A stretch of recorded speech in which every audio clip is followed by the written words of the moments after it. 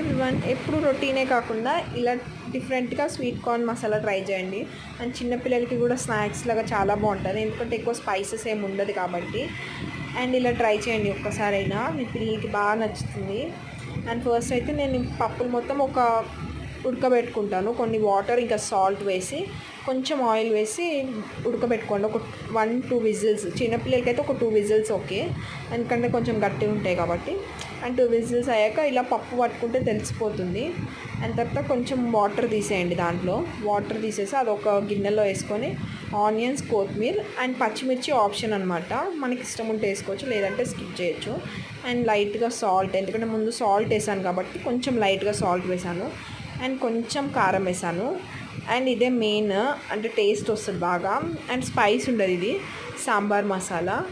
And దాన్ని కొంచెం లైట్గా స్ప్రెడ్ చేసుకొని, అండ్ లెమన్ కూడా ఆప్షనల్, మన ఇష్టం ఉంటే వేసుకోవచ్చు, లేదంటే స్కిప్ చేయొచ్చు. కొంతమంది తినరు కాబట్టి ఎవరిష్టం. అండ్ బాగా మిక్స్ చేసుకోవాలి. నేనైతే మా డాడీకి ఇచ్చాను, సూపర్ అని చెప్పాడు.